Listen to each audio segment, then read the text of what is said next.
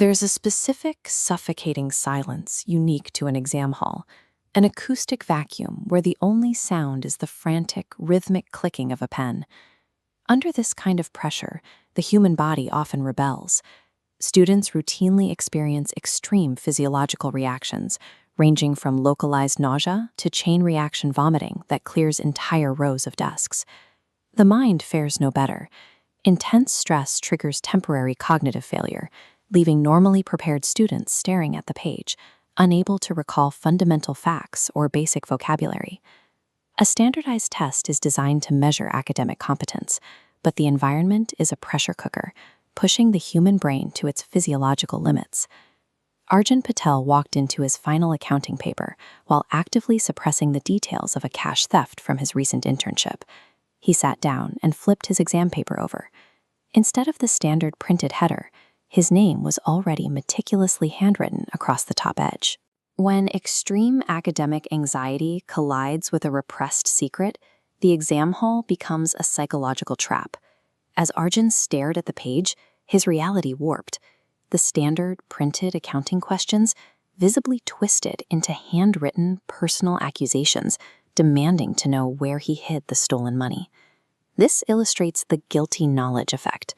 Suppressing a crime under high stress requires massive mental bandwidth, overwhelming the brain's cognitive capacity. The trigger is cortisol.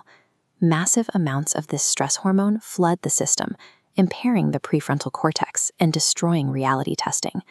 This mirrors the mechanics of the telltale heart, where suppressed guilt forcefully leaks out through the sensory system. Poe established this divided interior trope in the American Gothic tradition, demonstrating how a guilty conscience can fracture an individual's perception of the world. Later, Ambrose Bierce explored the subjectivity of the human conscience, showing how internal trauma dictates what an observer perceives as reality. Arjun's hallucination follows a predictable neurobiological path, where the brain forces a repressed truth into the visual field to alleviate internal pressure. Clinically, Arjun was experiencing brief reactive psychosis, a condition where an identifiable extreme stressor, like the exam, triggers a sudden break from reality. The peak of this psychotic break arrived with absolute silence. The rhythmic clicking of pens stopped entirely as dozens of expressionless students froze in place, turning their heads to stare directly at him. Accounting relies on a balanced ledger where every credit demands a corresponding debit. Arjun's mind was aggressively demanding a moral reconciliation of his own internal accounts. Crushed under the weight of their unblinking scrutiny, Arjun finally broke. He stood up in the frozen room and shouted his confession.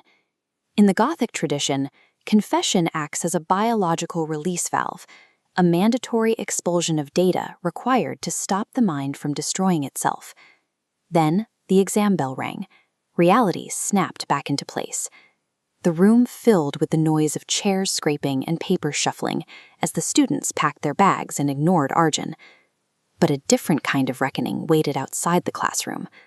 Authorities were waiting to intercept him, holding a photocopy of his exam paper. The terrifying accusations he thought he was reading were actually his own frantic scrawling.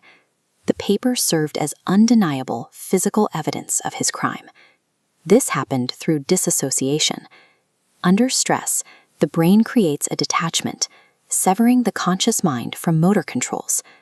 Arjun's internal monologue bypassed awareness entirely, leaking out through his writing hand while he believed he was merely reading the text.